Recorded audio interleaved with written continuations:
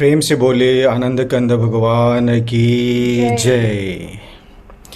गुरुर ब्रह्मा गुरुर्विष्णु गुरुर्देव महेश्वरा गुरुर्साक्षात् परं ब्रह्म तस्मै श्री गुरुवे नमः। बंधु गुरुपद कंज कृपा सिंधु नर रूप हरि महामोह तब पुंज जासु बचन रवि करनी कर अखंड मंडलाकारं व्याक्तं वेनं चराचरं तत्पदं दर्शितं वेनं तस्मै श्री गुरुवे नमः। प्रेम से बोलिए श्री सद्गुरुदेव महाराज की जय। आदि शक्ति श्री जगजननी माता जी की जय। परम संत श्री हंस जी महाराज की जय। सभी दिव्य परिवारों की जय। सभी पूजनीय संत महात्माओं की जय। सच्चे गुरु दरबार की जय। हे परमपिता परमात्मा श्री सद्गुरुदेव महाराज जी,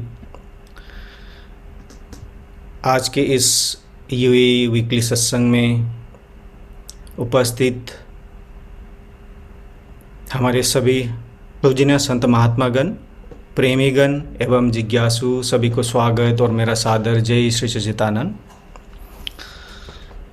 हर एक सप्ताह की तरह आज भी हम लोग श्रद्धा भाव से इस जूम के माध्यम से जुड़कर सत्संग श्रवण कर रहे हैं। तो चलिए आज के कार्यक्रम को शुरू करते हैं गुरु वंदना से। और गुरु वंदना गाने के लिए मैं सरयू पंचोली जी जो दुबई से हैं, मैं उनको अनुरोध करता हूँ। प्रेम से बोले श्री सद्गुरुदेव महाराज की जय। परम राध्या जगत जननी श्री माता जी की जय। सभी महान दिव्य विभूतियों की जय। सच्चे गुरु दरबार की जय। सभी संत महात्माओं की जय। सभी को मेरा सादर जय श्री सच्चिदानंद। गुरुर ब्रह्मा गुरुर्विष्णु गुरुर्देवो महेश्वरा गुरुदेव साक्षात् पार ब्रह्मा तस्मै श्री गुरुवे नमः। तस्मै श्री गुरुवे नमः। गुरु चरण कमल बलिहारी रे, सदगुरु चरण कमल बलिहारी रे। मेरे मन की दुविधा ताड़ी रे, मेरे मन की दुविधा ताड़ी रे। गुरु चरण कमल बलिहारी रे, सदगुरु चरण कमल बलिहारी रे। भव सागर में नीरय पारा, दो बरहा नहीं मिले किनारा। पल में लिया उबारी रे, गुरु पल में लिया उबारी रे। गुरु चरण कमल बलिहारी रे, सदगुरु चरण कमल बलिहारी रे। दाता चरण कमल बलिहारी रे। काम क्रोध मद लोभ लूटे रे, जन्म जन्म के बैरी मेरे। काम क्रोध मद लोभ लूटे रे, जन्म जन्म के बैरी मेरे सबको दीना, मारी रे गुरु सबको दीना, मारी रे गुरु चरण कमल बल हारी रे, प्रभु चरण कमल बल हारी रे, दाता चरण कमल बल हारी रे। भेद भाव सब दूर कराया, भेद भाव सब दूर कराया, पूर्ण ब्रह्मा एक दर्शाया, पूर्ण ब्रह्मा एक दर्शाया, घट घट ज्योत निहारी रे गुरु, घट घट ज्योत निहारी रे गुरु चरण कमल बल हारी रे, प्रभु चरण कमल बल हारी रे, दाता चरण कमल बल हारी रे। योग योगत गुरुदेव बताई, योग योगत गुरुदेव बताई, ब्रह्मानंद शांति मन आई, ब्रह्मानंद शांति मन आई, मानस देह सुधारी रे गुरु, मानस जन्म सुधारी रे गुरु चरण कमल बल हारी रे, प्रभु चरण कमल बल हारी रे, दाता चरण कमल बल हारी रे, मेरे मन की दुविधा ताड़ी रे, मेरे मन की दुविधा ताड़ी रे गुरु चरण कमल बल हारी रे, सदगुरु चरण कमल बल हारी रे, दाता चरण कमल बल हारी रे। प्रेम से बोले श्री सद्गुरुदेव महाराज की जय। परम राध्य जगत जननी श्री माता जी की जय। परम संत श्री हंसी महाराज की जय। सभी महान दिव्य विभूतियों की जय। सच्चे गुरु दरबार की जय। प्रेम से बोले आनंद कंद भगवान की जय। हमारे सरयू पंचोली जी को अति सुंदर गुरु वंदना प्रस्तुत करने के लिए बहुत बहुत धन्यवाद। The present our true gift, ये टॉपिक के ऊपर एक हाल ही में बहुत ही अच्छा प्रोग्राम हुआ था द स्पिरिचुअल अवेयरनेस जर्नी के प्लेटफॉर्म में। इसका वीडियो आप मानव धर्म का यूट्यूब चैनल पर आप देख सकते हैं और आनंद प्राप्त कर सकते हैं।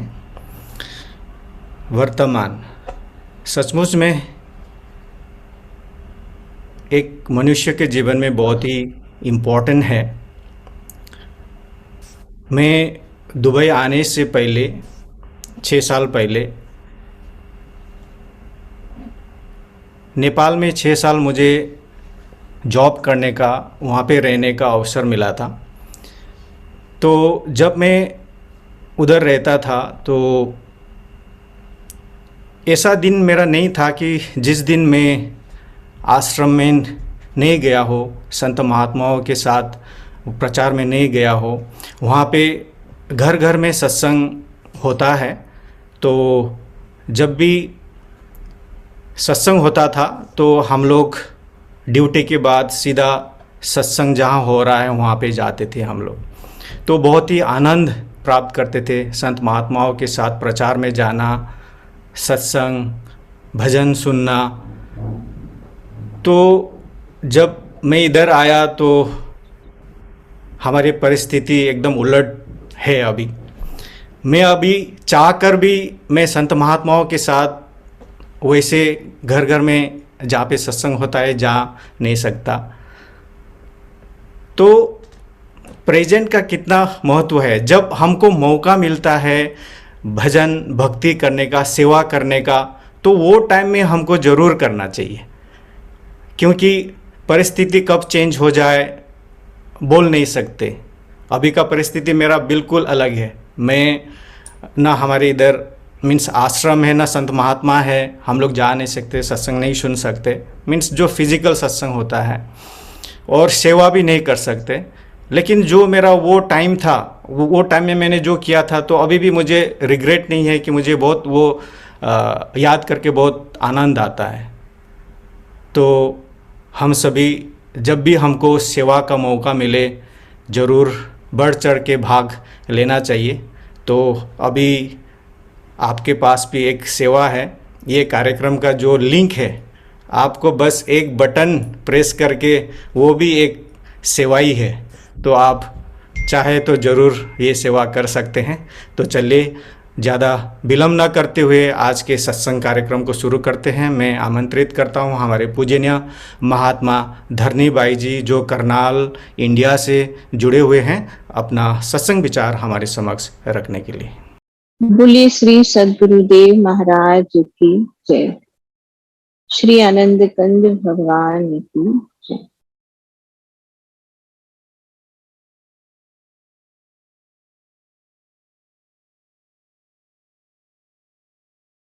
वंदे बोधमयं नित्यं गुरुं शंकर रूपिणं यमाश्रितो हि वक्रोऽपि चन्द्रः सर्वत्र वन्द्यते।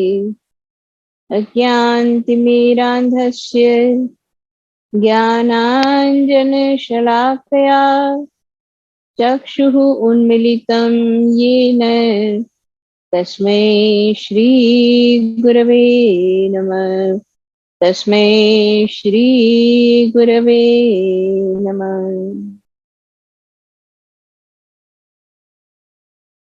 बोलिए श्री सद्गुरुदेव महाराज की जय।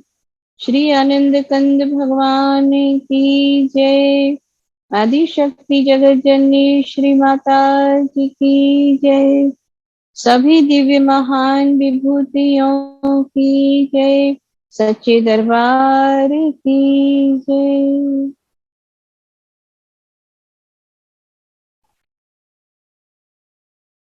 श्री गुरु महाराज जी के चरण सरोज की दया से हम और आप सब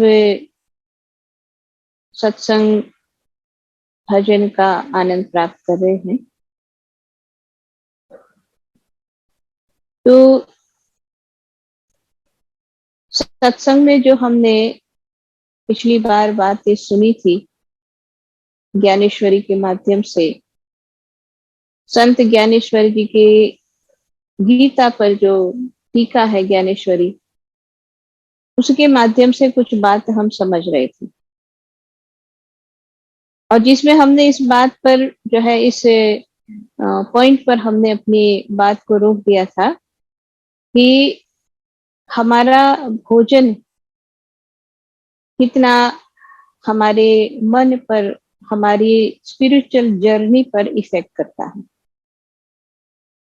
और जिसमें एक टास्क सबको दिया गया था, हमने कहा था कि भाई कुछ दिनों के लिए स्वयं इस बात को करके देखिए कि जहां तक हो सके और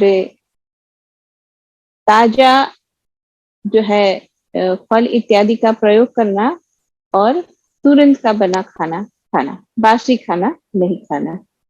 हो सकता है बहुत सारे लोगों ने ये किया होगा, जिसने किया होगा उसको समझ में आया होगा कि आज का भोजन हम जब दूसरे दिन करते हैं तो ये तामसिक भोजन हमारे मन और विचारों पर क्या प्रभाव करता है।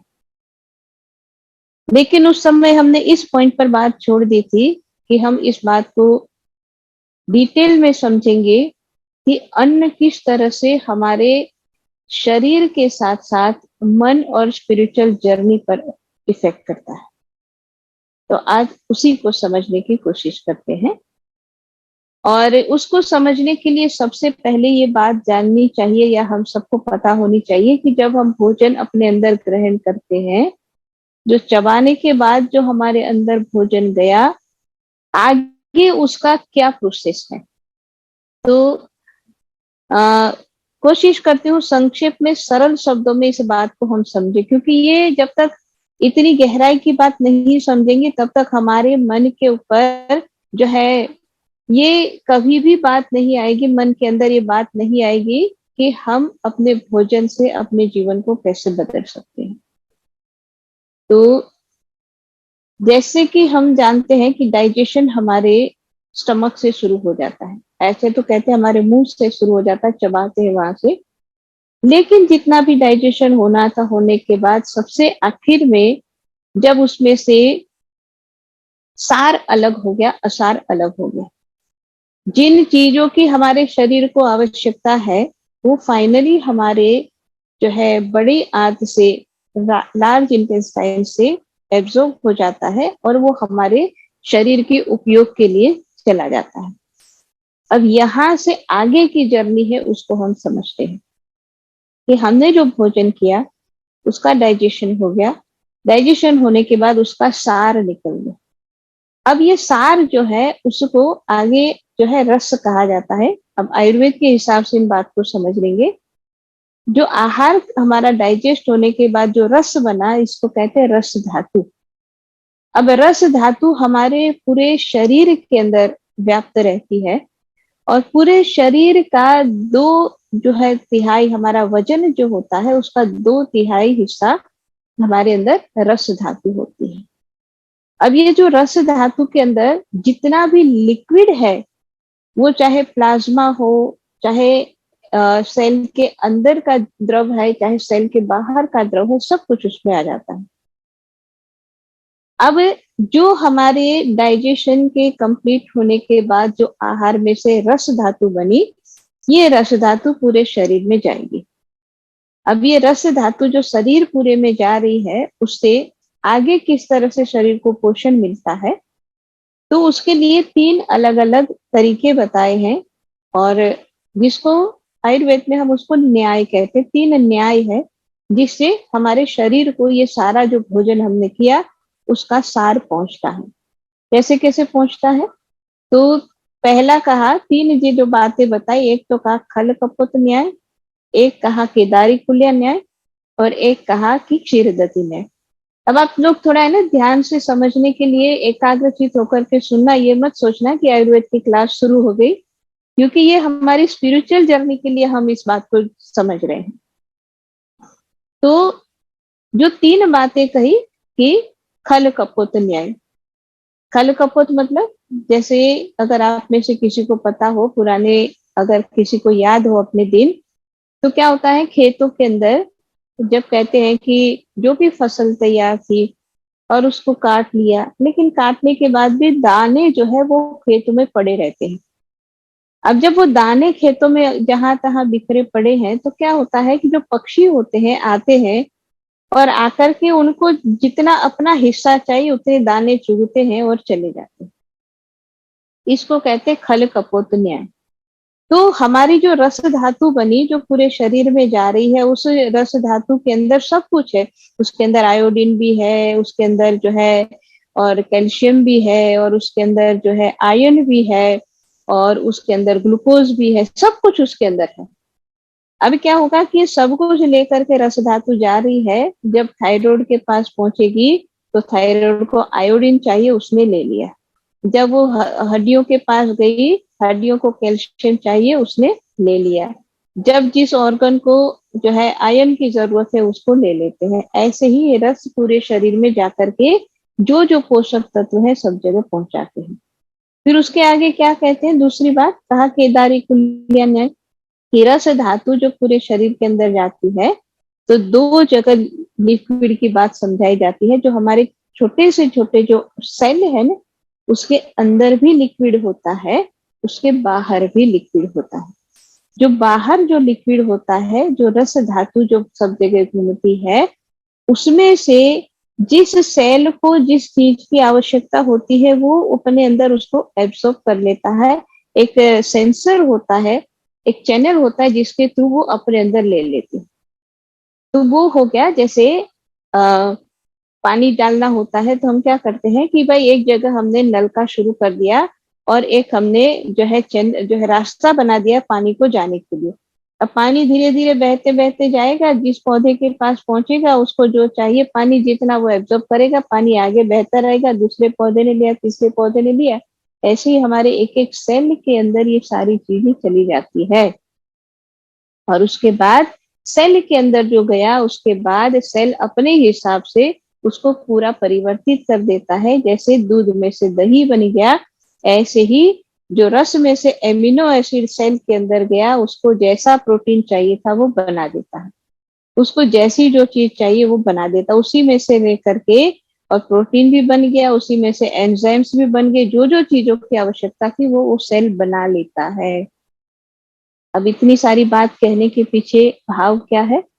भाव ये है कि हमने जो भोजन किया, हमने जो अपने अंदर ग्रहण किया, हमारे अंदर जो भी गया वो इस तरह से बॉडी के एक एक सेल के अंदर तक वो चीज पहुंच जाती है।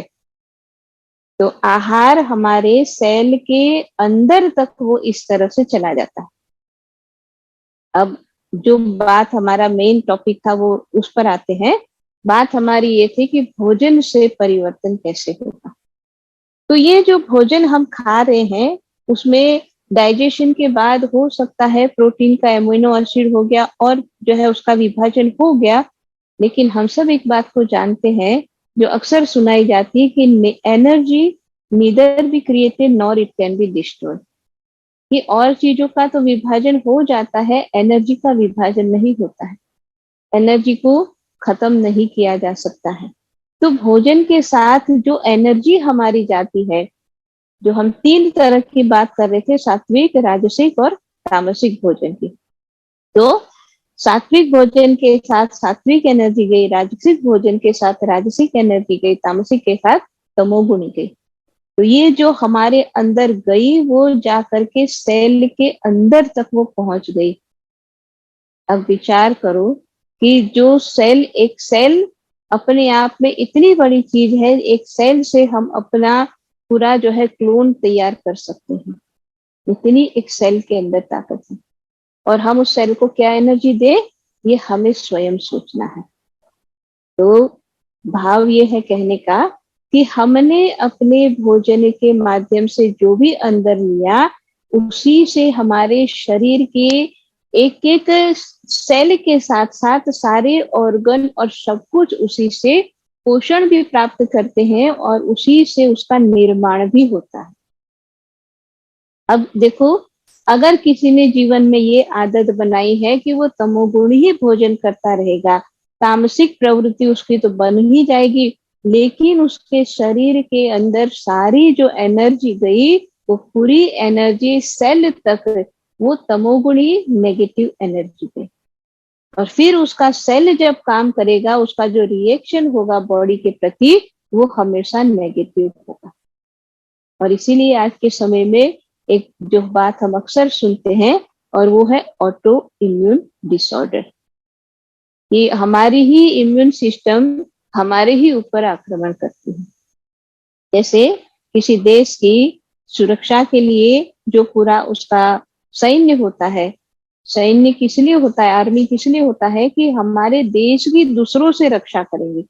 लेकिन अगर वही आर्मी अपने ही देश के ऊपर आक्रमण कर दे, वो वाली बात हो जाती हमारे शरीर में, जब ऑटो इम्यून डिसऑर्डर होते हैं। क्यों होता है? क्योंकि सेल ने गलत एनर्जी को पकड़ा है। और इसीलिए हमेशा इस बात के प्रति ध्यान रखना चाहिए, जागृत रहना चाहिए कि हम जो भोजन करेंगे वही हमारे सेल और वही हमारे सेल के अंदर से एंजाइम्स बनेंगे, वही हमारे ग्लैंड्स में जाएगा और उसी से हमारे हॉर्मोन्स बनेंगे और वही हमारे स्वभाव को बनाएंगे। इतनी गहराई तक ये प्रभाव करता है। और इसीलिए अब भोजन पर आते हैं कि कैसे परिवर्तन लाना है। पिछली बार जैसे हमने सुना था कि तामसिक भोजन का त्याग करना है, लेकिन उसके साथ साथ एक स्टेप आगे हम और आगे समझे कि भाई ठीक है, आप जो है सात्विक भोजन कर रहे हैं, लेकिन सात्विक भोजन को सही तरीके से करना है। कि भाई जैसे ठीक है, हरे पत्ते वाली जो है सब्जियां हमको पता चला कि भाई ये सब सात्विक भोजन में आता है। अब हरे पत्ते की सब्जियां जो भी मिल रही है, पालक मिल रही है, मेथी मिल रही है, जो भी मिल रहा है हम लेकर के आए और खुश हो रहे हैं कि भाई हम सात्विक भोजन करेंगे। अब उस सब्जी को हमने तैयार भी कर दिया, बना भी लिया। अब बनाया आज हमने पालक की सब्जी को या मेथी की सब्जी को, बनाने के बाद हमने उसको रख दिया फ्रिज में। कल दूसरे दिन सुबह उठ करके फिर उसको फ्रिज से निकाला, गर्म किया और हम भोजन करें। और उस समय हम मन के अंदर ये खुशी मनाए कि भाई हम तो सात्विक भोजन कर रहे हैं, तो ये सात्विक भोजन नहीं है। चाहे वो हरे पत्ते हैं, चाहे वो हरी पत्ते की सब्जी है, लेकिन उसको जब आप बासी करके खाते हो तो वो सात्विक नहीं रहता है। ये इतनी गहराई में डिटेल में क्यों बता रही हूँ मैं, क्योंकि ये सब गलतियां हम सबसे हो जाती हैं, और ये गलतियों के कारण इसका प्रभाव हमारे मन पर और उसके बाद हमारी भजन साधना पर पड़ता है। हमारी स्पिरिचुअल जो जर्नी है उसके ऊपर प्रभाव पड़ता है। इसीलिए उसको गहराई से समझना बहुत जरूरी है। तो जो भी सात्विक फूड है, वो सात्विक फूड तभी सात्विक है जब उसको सात्विक तरीके से लाया गया, सात्विक तरीके से बनाया भी गया, सात्विक तरीके से ग्रहण भी किया गया। तीनों बात आती है।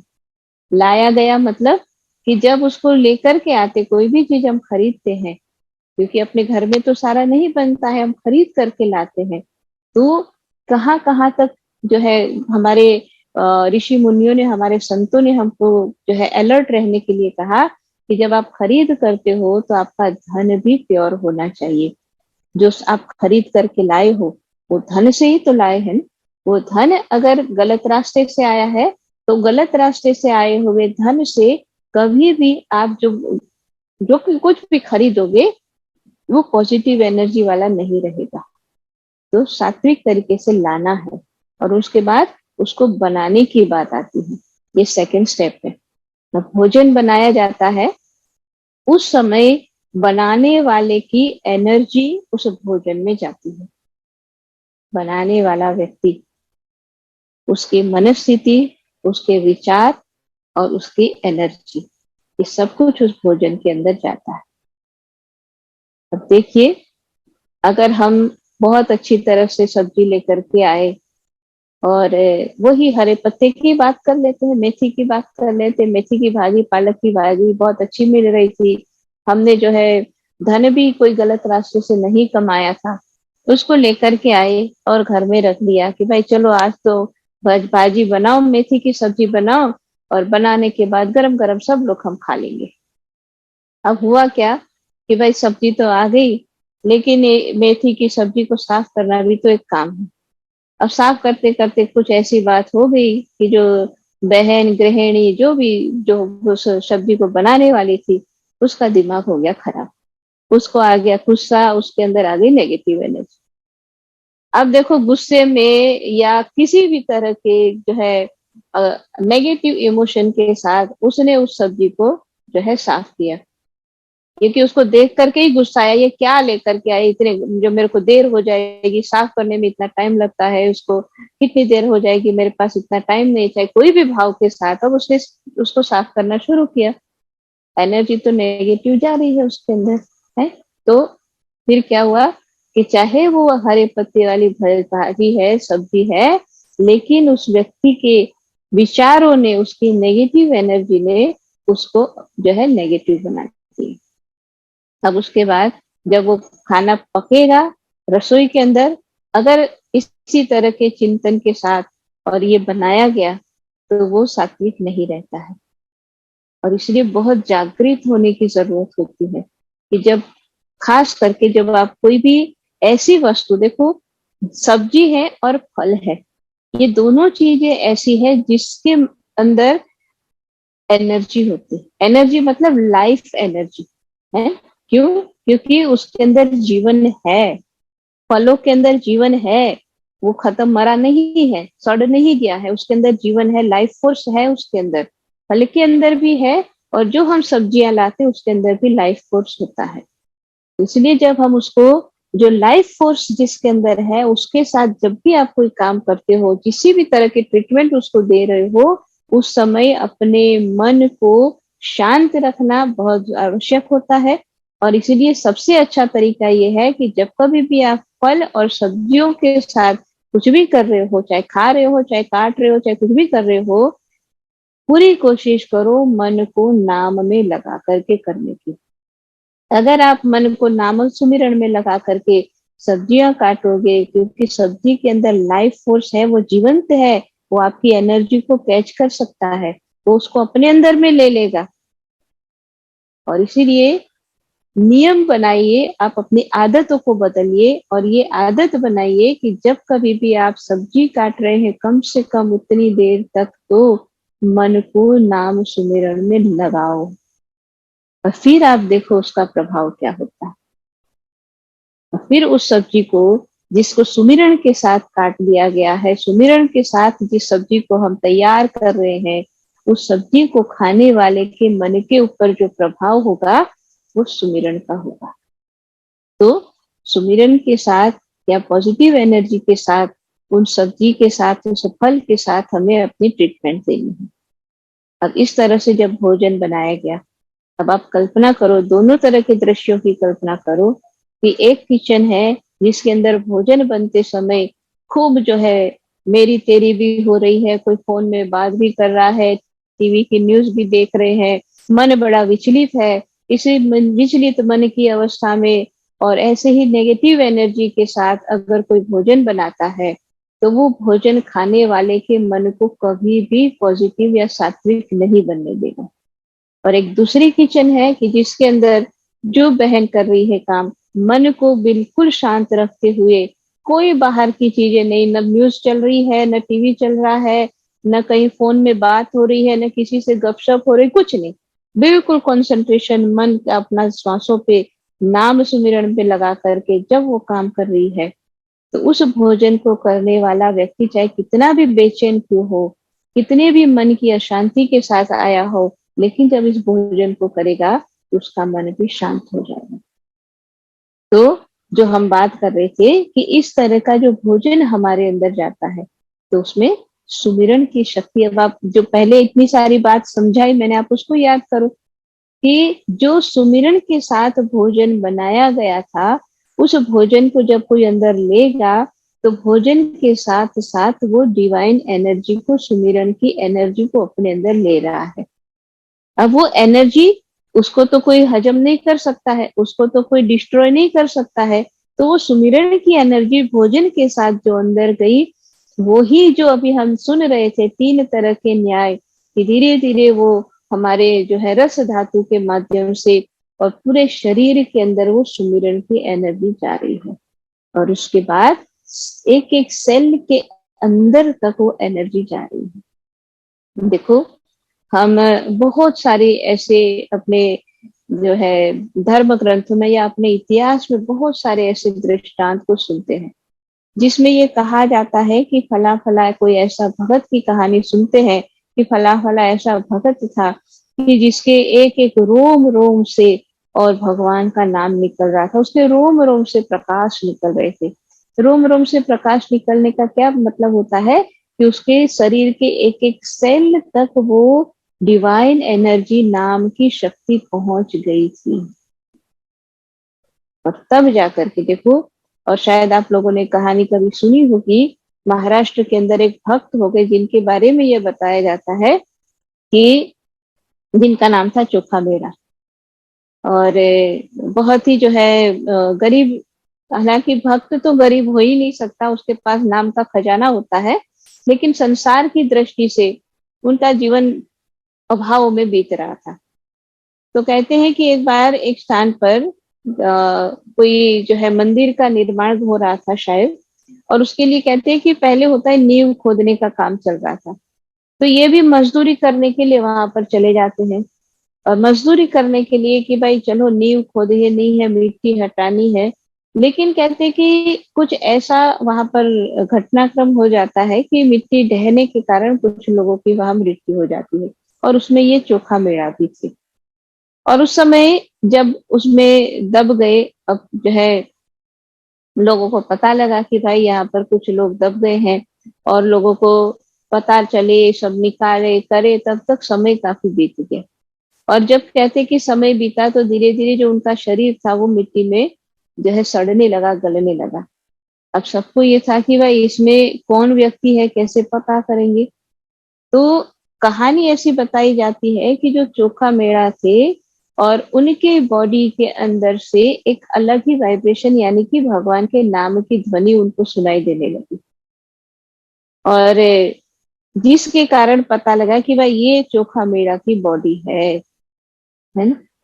और इसी तरह से एक और जो है संत की बात सुनाई जाती है, शायद आपने इनकी भी कहानी कभी सुनी होगी। तो वो कहते हैं कि नामदेव जी की शिष्या थे, और उनके वहीं पर रह करके जो है और सेवा करते थे। और पुराने समय की बात है, उस समय क्या होता था कि भाई जो भी अतिथि आते हैं तो उनको भोजन जरूर कराया जाता था, और उस समय चूल्हे में ही सब खाना बनता था। तो ये जो क्या करते थे कि जो भी जो है और गोबर जो मिलता था गाय का, तो सब अपने उपले बना करके रखते थे। सभी बहनों को वही करते थे, पहले तो सभी करते थे कि भाई गोबर से उपले बना के, अपने उपले बना के तैयार रखे हैं, और उसी को चूल्हे में डाल करके जो है और भोजन बनता था। तो कहते हैं कि एक बार ये हुआ कि उन्होंने जब अपने उपले बना करके रखे थे और सूख रहे थे, और जहां पर उन्होंने रखे थे, कहते हैं कि जब उनको लगा कि भाई चलो अब तो सूख गए होंगे, मैं लेकर के आती हूँ क्योंकि अभी भोजन बनाने का समय हो गया है। तो कहते हैं कि उस समय जब वो उपले लेने के लिए वहां पर गए, जिसको कंडे भी कहते हैं, तो वहां पर जब वो गए तो वो क्या देखते कि वहां उनके उपले किसी ने चोरी कर दी। अब चोरी कर दिए तो भाई उनके लिए भी समस्या हो गई, भाई भोजन कैसे बनाएंगे हम। तो कहते हैं कि फिर शिकायत फरियाद कर दी गई गांव में कि भाई हमारे मेरे जो है उपले किसी ने चोरी कर दिए। तो कहते हैं कि भाई चोरी कर दिए तो बात ठीक है, अब पता कैसे लगे, क्योंकि उपले तो सभी के एक ही जैसे होते हैं, उसमें कोई अलग अलग तरीके तो होते नहीं कि पता लगे भाई इसका है ये उसका है। तो कहते हैं कि उस समय अब इनके जो है उपले कैसे पता चले, कैसे उनकी परख हो, कैसे पहचान हो कि भाई इन्हीं के हाथ से बने हुए उपले हैं। तो कहते हैं कि उस समय परख करने के लिए एक ही तरीका अपनाया गया, और कहते हैं कि जो बहन चोरी करके गई थी, वहीं पर उसके बहुत सारे उपलों के अंदर कहा भाई इसमें मेरे भी उपले होंगे, कैसे पता किया। तो कहते भाई मेरे जितने भी उपले हैं, उस उपले को जब आप अपने नजदीक लेके जाओगे, उसमें आपको भगवान का नाम सुनाई देगा। ये कहानी सुनाई जाती है कि फिर उसके बाद एक एक उपले को जब जो न्याय करता थे, जो गांव के जो मुखिया थे, उन लोगों ने कहते हैं उस उपले को जब अपने नजदीक ला करके उसमें से उसको अनुभव किया भगवान के नाम को, तो कहा भाई नहीं ये उपले तो इसके हैं जनाबाई, है। अब ये कहानियां हम सुनते हैं। अब देखो दोनों कहानी में क्या पता चलता है कि जो भक्त हो गए उन्होंने इतना सुमिरन किया। जनाबाई की बात हो चाहे जोखा मेला की बात हो, कि जो अपनी सेवा कर रहे हैं, सेवा तो कर रहे हैं, मन उनका नाम में है, और सुमिरन की इतनी उन्होंने अपनी आदत बनाई है कि हर काम के साथ सुमिरन होते होते उनके शरीर के एक एक सेल के अंदर सुमिरन की वाइब्रेशन है, और वही वाइब्रेशन फिर उनके हाथों से भी बाहर निकल रही है। इसलिए पुराने समय में हम कहते हैं ना आशीर्वाद दो, तो यहाँ से आशीर्वाद निकलते हैं, ऐसा बताया जाता है, यहाँ से रेज निकल रही है ना, आशीर्वाद यानी उनकी एनर्जी। क्योंकि हमारी एनर्जी या तो हमारे जो है पैरों से निकलती है या हमारे हाथों से निकलती है, और खास करके राइट हैंड जहां से यहाँ से निकलती है एनर्जी। तो देखो क्या बात जो हम समझ रहे थे कि उनके अंदर सुमिरन की आदत के कारण इतनी सुमिरन की एनर्जी थी, सुमिरन की वाइब्रेशन थी, कि उनके हाथ जहां भी जिस चीज को भी छूते थे उसके अंदर भी वो सुमिरन की वाइब्रेशन जाती थी, और इसलिए उनके बनाए हुए जो उपले थे उसके अंदर भी वो वाइब्रेशन थी, जो लोगों ने उसको अनुभव किया, और तब जाकर के कहा है कि नहीं ये सारे उपले तो इसके हैं, और उसने उसके चोरी कर लिए थे। अब ये कहानियां तो सुनते हैं तो कहानी के रूप में हम सुन लेते हैं, लेकिन उसके पीछे का विज्ञान हम जब समझते हैं तो पता लगता है कि हमारे जीवन के अंदर हम कितनी ऊंचाई तक जा सकते हैं, स्पिरिचुअलिटी में हम कितना आगे बढ़ सकते हैं। और ये सिर्फ हमारे भोजन के साथ सुमिरन जोड़ने से होता है। हालांकि सुमिरन तो वैसे तो कहा जाता है कि हर, जैसे भगवान कृष्ण का आदेश है, आज्ञा है कि तस्मात् सर्वेषु कालेषु, लक्ष्य तो यही है कि हर पल हर क्षण ये होता रहे, जागृत अवस्था में, चाहे निद्रा में है, चाहे किसी भी अवस्था में, लेकिन सुमिरन होता रहे। ये कब होता है कि जब हमारे सेल के बहुत गहराई तक ये सुमिरन की एनर्जी हम भेजते हैं, तब बनता है। और उसके लिए जो हमारी चर्चा जहां से हमने शुरू की थी, उसके लिए हमें सहारा लेना है, या जिसमें हमारी मदद करता है, वो है हमारा भोजन। इसलिए आपको याद होगा कि पुराने बहुत लोगों की ऐसी आदत होती थी कि हर किसी के यहाँ का और हर किसी के हाथ का भोजन वो नहीं करते थे। हालांकि बहुत सारे लोग इसको पुरानी जो है उनकी सोच लेते बांध करके कि भाई ये तो ऐसा थोड़ी होता है, लेकिन ये बहुत गहरा विज्ञान है। अध्यात्म जो है, स्पिरिचुअलिटी है, ये बहुत गहरा विज्ञान है, उसको ऐसे ही नहीं लेना चाहिए। तो अब अंत में बात यही हमारी समझ में आती है कि भोजन जो हम ला रहे हैं, उसको छू रहे हैं, उसको बना रहे हैं और उसको ग्रहण कर रहे हैं, ये सारे प्रोसेस में अगर सुमिरन होता है तो वो भोजन सिर्फ भोजन न रह करके फिर वो प्रसाद होता है, फिर वो सुमिरन की एनर्जी होता है, और वो हमें अपने जीवन में लाना है। और इसलिए हम सबको इस बात का जो है याद है, या हम इस बात को सब जानते हैं, अनुभव है कि हमको भी ये आज्ञा है कि जो भी पानी पीते हैं या भोजन करते हैं, उसके पहले हम जरूर सुमिरन करते हैं।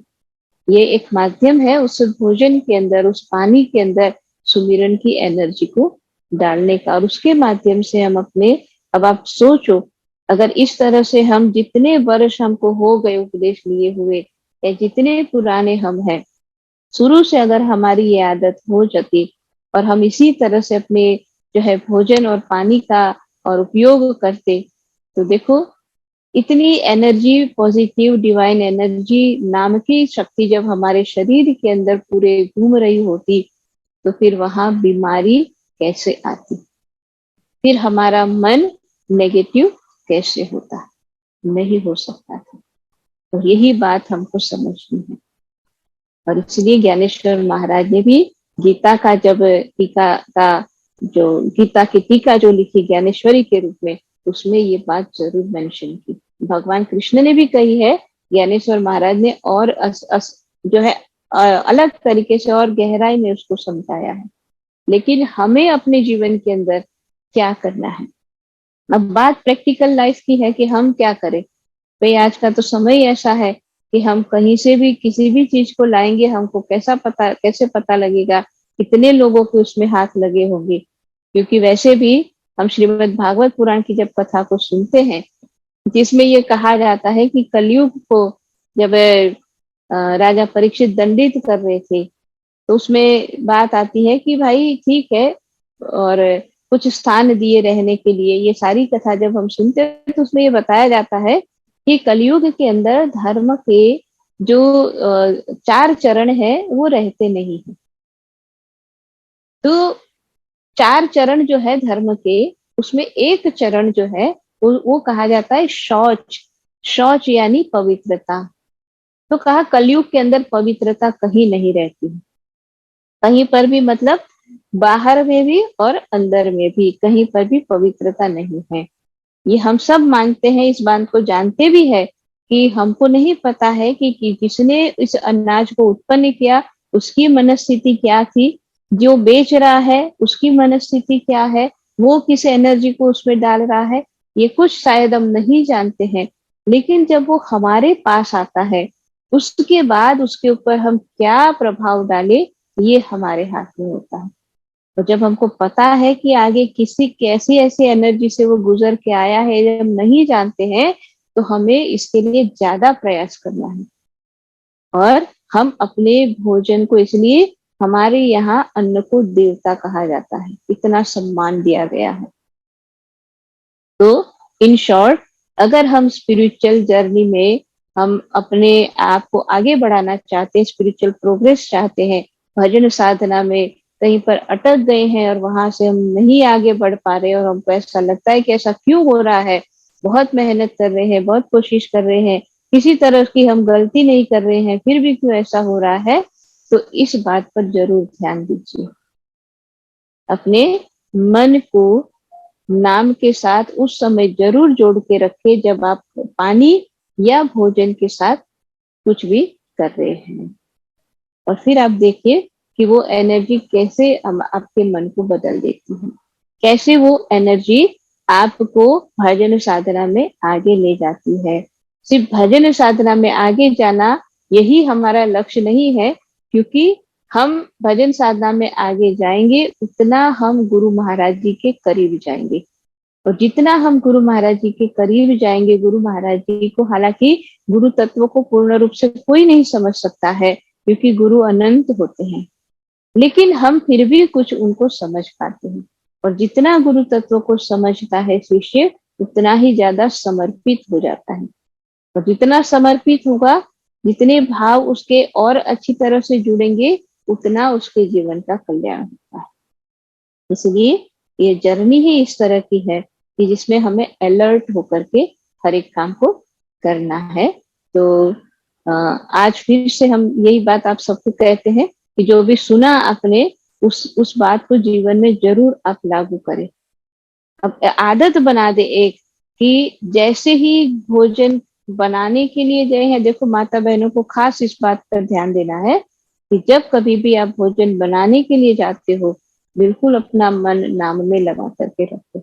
और भोजन करने वाले के लिए भी है कि जब आप भोजन कर रहे हो, अपना मोबाइल फोन एकदम दूर रख दो, टीवी चल रहा है उसको बंद कर दो, मन नाम में लगाते हुए भोजन को करो, फिर देखो कितना परिवर्तन होता है।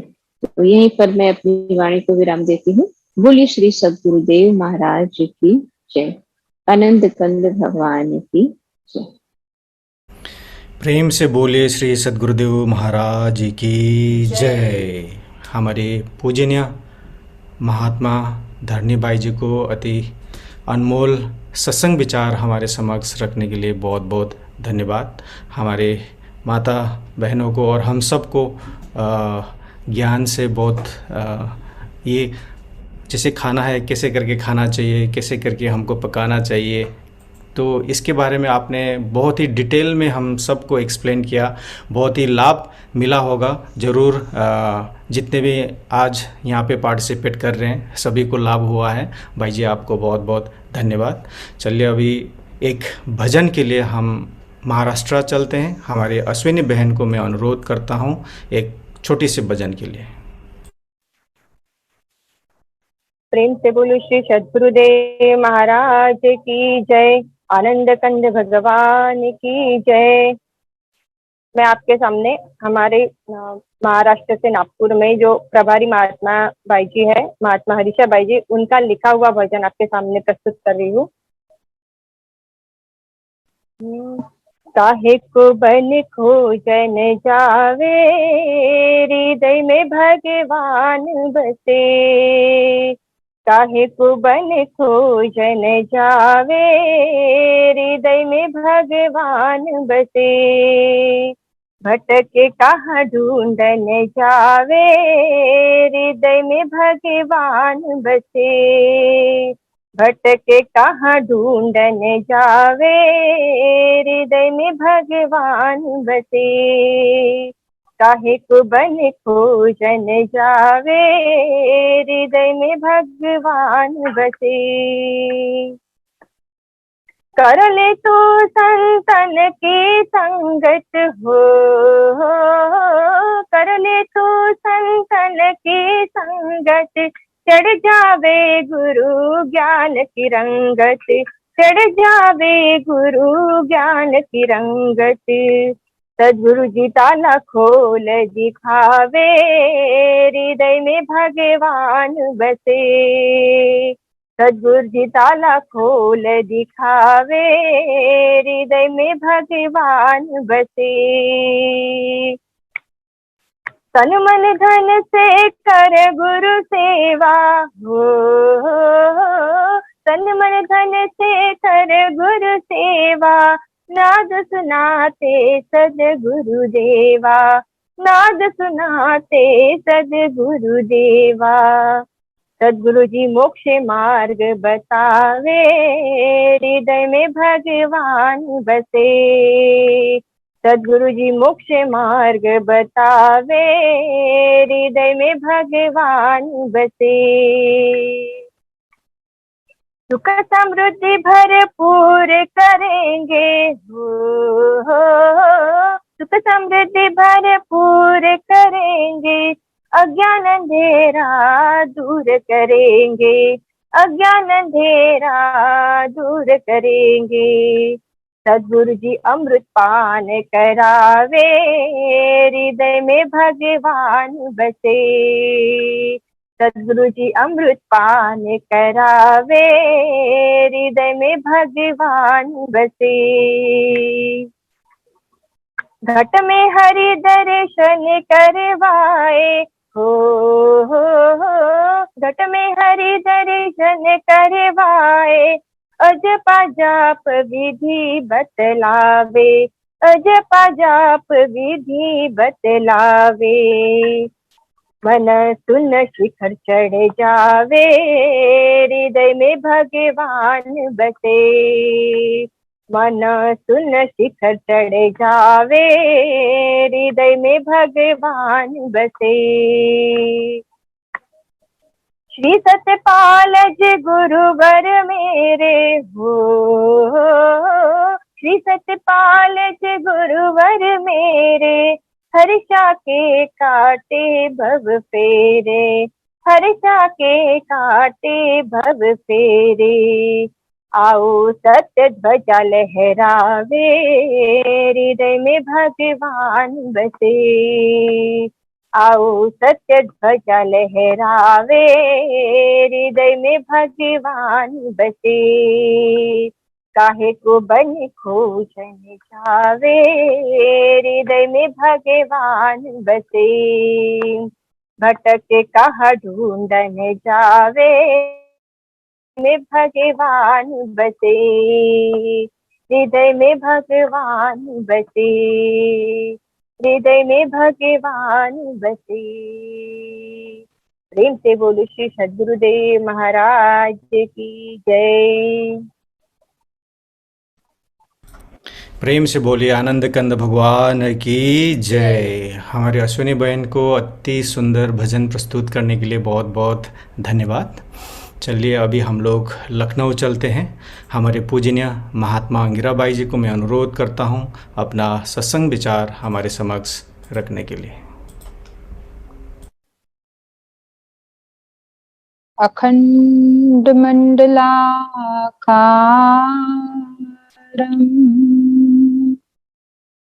व्याप्तं येन चराचरं तत्पदं दर्शितं येन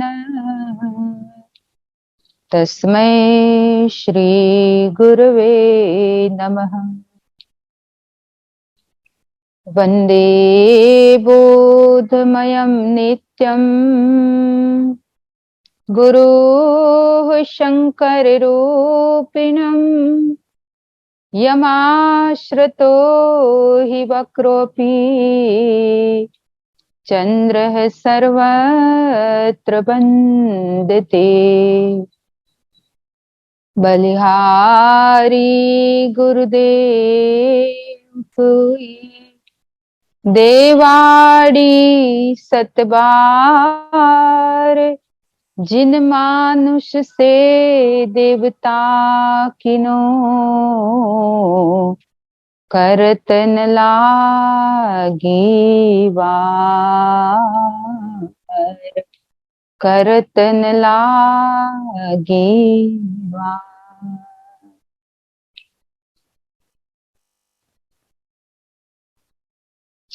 बोली श्री सद्गुरुदेव महाराज की जय। परम आराध्य जगत जननी श्री माता जी की जय। सत्य सनातन धर्म की जय। सांचे दरबार की जय। आदरणीय उपस्थित प्रभु प्रेमी आत्मीय बंधुओं और भक्तिमती माताओं तथा बहनों, काफी देर से हम सभी लोगों को सत्संग और भजन के माध्यम से प्रभु के गुणगान गाने का ये अति उत्तम लाभ प्राप्त हो रहा है। और अभी अभी भजन सुना, काहे वन खोजन जाई, कि भाई तू वन में क्यों खोजने जा रहा है। सद्गुरु तुम्हें घट में ही ईश्वर की अनुभूति करा देंगे। और ये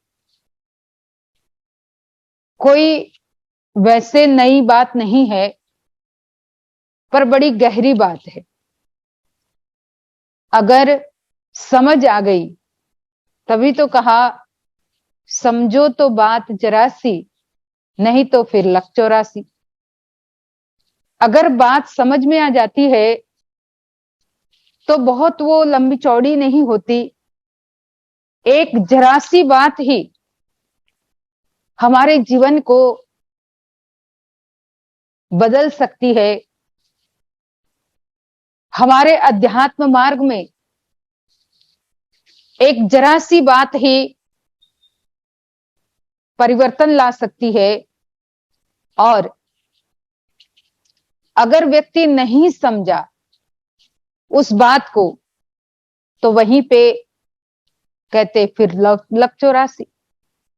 और ये हकीकत है।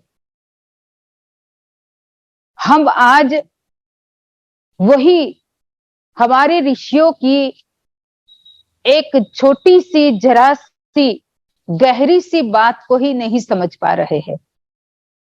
हमारे ऋषियों ने, हमारे मुनियों ने केवल एक गहरी बात समझाते हुए हमें यही कहा कि अगर इस 84 से मुक्त होना चाहते हो तो भाई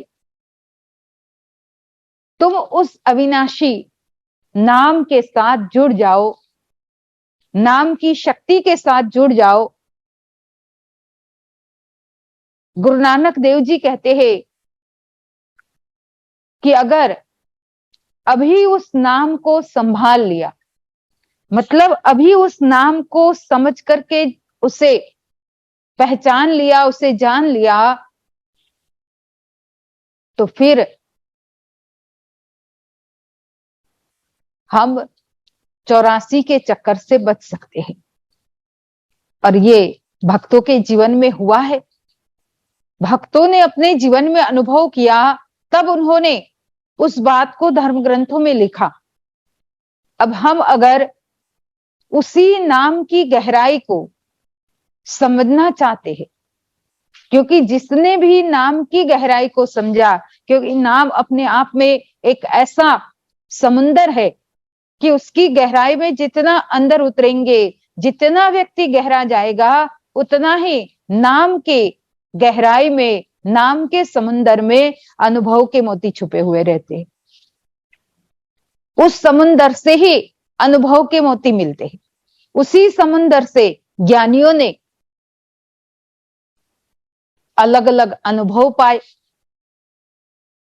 और अनुभव पाने के बाद ही उन लोगों ने यही कहा कि विधि हरिहर जाको ध्यान धरत है, मुनिजन सहस 88 सोई हंस तेरे घट भीतर अलख पुरुष अविनाशी। कि जिसका ध्यान, जिसकी गहराई में विधि हरिहर भी गए, हम तो क्या है, इवन विधि हरिहर माने ब्रह्मा विष्णु महेश पे नाम की गहराई में गए, और उस गहराई में जाकर के ही उन्होंने समाज को, चाहे वो रचनाकार के द्वारा, चाहे पालनकर्ता के द्वारा, या चाहे संहारकर्ता के द्वारा, एक ही सत्य को समझाना चाहा कि वही हमारे जीवन की असली पूंजी है। 88,000 ऋषि मुनि लोग उसी गहराई में गए, और जब उन्होंने ऐसे ऐसे दिव्य अनोखे रूप को अपने हृदय में पाया, हृदय में ध्यान किया, हृदय में उसे देखा, तो उन्होंने फिर पुराण में अपनी अनुभूति लिख दी। आज पुराणिक कथाएं हम सुनते हैं, पुराणों में उनकी बातें सुनते हैं, ऋषियों के जो अनुभव है हम उपनिषदों में सुनते हैं, चाहे वो अपने शिष्यों को बता रहे हैं, शिष्यों के प्रश्नों के जवाब भी दे रहे हैं, तो अपने अनुभव उस नाम की गहराई के द्वारा ही अनुभव को बता रहे हैं। तो हमें अपने जीवन में उसी नाम को पूरी तरह से समझने की जरूरत है, और जो समझ लेता है तो परमात्मा को पहचानना बड़ा सरल हो जाता है। हनुमान जी ने ऐसे ही तो पहचाना, नहीं तो जो हनुमान जी तर्क के साथ भगवान को ये पूछ रहा था, आप कौन हो? को तुम श्यामल गौर शरीरा, क्षत्रिय रूप फिरऊ बनवीरा, कठिन भूमि कोमल पदगामी, कवन है तू बन विचरहु स्वामी, कि तुम तीन देव महको, नर नारायण की तुम दो, मृदुल मनोहर सुंदर गाता, सहत दुसह बन आतप बाता। अनेक तरह से अलग अलग अपने मन के तर्क के द्वारा उन्होंने भगवान को, उनका परिचय जानने के लिए प्रश्न किए। उसमें कहा कि एक गौर शरीर वाला, एक श्याम शरीर वाला, दिखने में एक क्षत्रिय जैसे लगते हो, बड़े मनोहर हो, एकदम कोमल तुम्हारे अंग है, चरण एकदम निर्मल और कोमल है, और ये जंगल की कठिन और तपती भूमि में विचरण कर रहे, कौन हो? अगर वैसे हम किसी को पूछना चाहे उनका परिचय, तो हम खाली सीधा यही पूछते हैं, भाई कौन है, क्या नाम है, क्या करते हो, कहां से आए हो। लेकिन यहाँ हनुमान जी ने अपनी बुद्धि के द्वारा तर्क करते हुए कि ऐसा है, वैसा है, क्या है, कौन हो, कई प्रकार के प्रश्न किए। उसमें कहा कि वैसे तो आपके चेहरे से लगता है कोई तीन देव में से देव हो, क्या नर नारायण स्वयं हो? और तब भगवान ने भी वैसे बड़ा सीधा सा, सरल सा, सीधा जवाब दे दिया कि हम कोई, ये जो तुमने कहा इनमें से कुछ भी नहीं, हम तो बस कोशलेश दशरथ के जाए, हम पितु वचन बानी बनाए, नाम राम लक्ष्मण दो भाई, संग नारी सुकुमारी सुहाए, और यहाँ हरि निशिचर वैदेही, विप्र फिरऊ हम खोजते ही। हम तो दशरथ के दोनों पुत्र है, और यहाँ जंगल में राक्षसों की नगरी में कोई राक्षस मेरी पत्नी को उठा करके हरण करके ले गया है, उसी को ढूंढने के लिए जंगल में भटक रहे, भ्रमण कर रहे। तो जैसे ही उन्होंने अपने नाम के द्वारा परिचय दिया कि नाम राम लक्ष्मण दो भाई, यहां जो हम कहते कि भगवान ने अपना परिचय दिया, राम मेरा नाम है, पर जिस राम के नाम से परिचय प्राप्त किया हनुमान जी ने, केवल वो भगवान का फिजिकल फॉर्म का नाम नहीं, लेकिन जो राम रमनते योगिनः यस्मिन् सह राम, कि जो राम सारे जगत में रमण करते हैं, जो रोम रोम में बसे हुए राम है, जो हर जगह रमण करने वाली शक्ति है, जिसके लिए कहा रमे निरंतर आत्मा सब घट आठो याम, वाही ते संतन धर्यो राम ताही को नाम, कि जो सभी जगह निरंतर रमने वाली शक्ति, हम सब की आत्मा में रमने वाली शक्ति, जिसे आत्म राम भी कहा जाता है। यहाँ राम का माने केवल वो दशरथ के पुत्र जो मनुष्य शरीर धारण करके आए थे, उस राम की बात नहीं, पर उस आत्म राम की बात, और उसके द्वारा बड़ी गहराई से और बड़ी सरलता से भगवान ने अपने भक्त को अपनी पहचान बताई। और जैसे ही भक्त ने भगवान की पहचान को नाम के द्वारा समझ लिया, मेरा कहने का मतलब कि नाम की गहराई देखो कितनी है, कि जैसे ही भक्त ने नाम की गहराई के द्वारा प्रभु को पहचाना, तो प्रभु पहचान परेव गए चरना, सो सुख उमा जाए नहीं बरना। भगवान शंकर कहते उमा उस समय के सुख की, उस समय के आनंद की मैं कोई महिमा, उसका कोई वर्णन मैं नहीं कर सकता, क्योंकि वहां भक्त भगवान को पहचान गया था पूरी तरह से। तो जीवन में नाम ही है जो परमात्मा की पूरी तरह से हमें पहचान कराता है। नाम के ही द्वारा सीता जी को भी हनुमान जी ने उस नाम की, प्रभु के नाम से अंकित उस अंगूठी, अब हम सोचते भाई हाथ में पहनने वाली अंगूठी होगी, वही बताई होगी, पर अगर हाथ में पहनने वाली अंगूठी होती तो हनुमान जी ने तो एक समय मच्छर का रूप लिया था। अब मच्छर के रूप में अंगूठी कैसे उनके हाथ में रही होगी? मच्छर तो कितना छोटा सा होता है, अब अंगूठी कहाँ रखी होगी उस समय?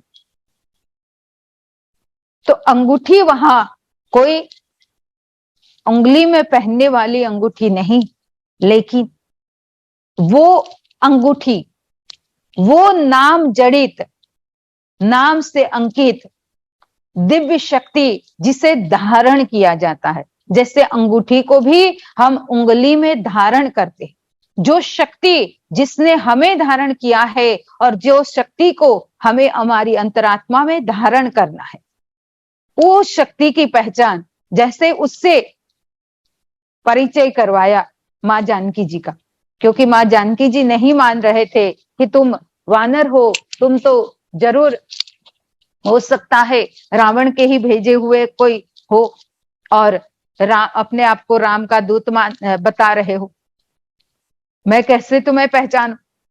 क्योंकि हो सकता है स्वयं रावण ही हो जो इस रूप में आए हो और मुझे छल रहे हो, क्योंकि रावण तो कोई भी रूप ले सकता है।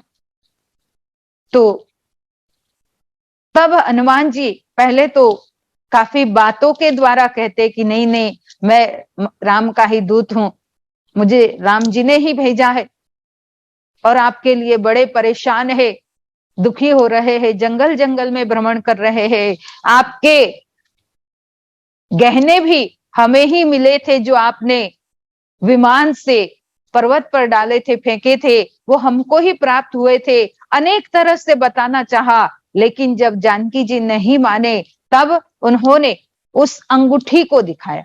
मतलब उस समय वो नाम जो हनुमान जी के भी हृदय में था और वही नाम का स्मरण माँ जानकी जी भी करती थी, जब उस नाम से परिचय करवाया कि वही नाम का ज्ञान मुझे भी प्राप्त है, और तब माँ जानकी जी समझ गए कि ये रावण के पास नहीं हो सकता।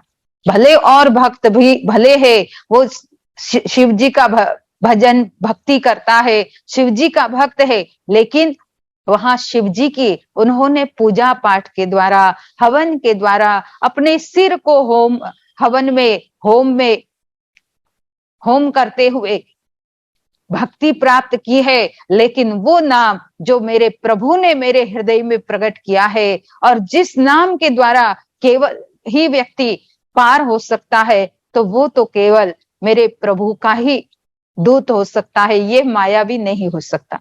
तो तुरंत पहचान गए। कहने का मतलब कि वही नाम की शक्ति ही हमें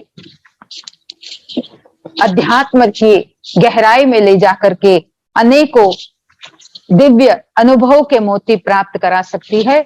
तो मैं यही कहूंगी कि हम ज्यादा से ज्यादा उस नाम का स्मरण करें, नाम के द्वारा अपने जीवन को सफल और सार्थक बनाए। समय भी हो गया है, तो अब छोटी सी प्रार्थना होगी। बोली श्री सद्गुरुदेव महाराज की जय। आदि शक्ति जगत जननी श्री माता जी की जय। प्रेम से बोले आनंद कंद भगवान की जय। हमारे पूजनीय महात्मा गिराबाई जी को अति मार्मिक सत्संग विचार के लिए बहुत बहुत धन्यवाद।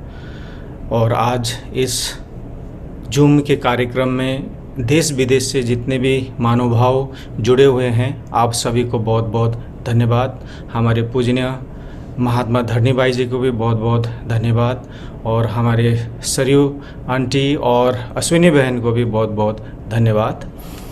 भाई जी, आपसे एक प्रश्न पूछना था। नेक्स्ट वीक हम लोग ये क्वेश्चन एंड आंसर सेशन रख सकते हैं भाई जी?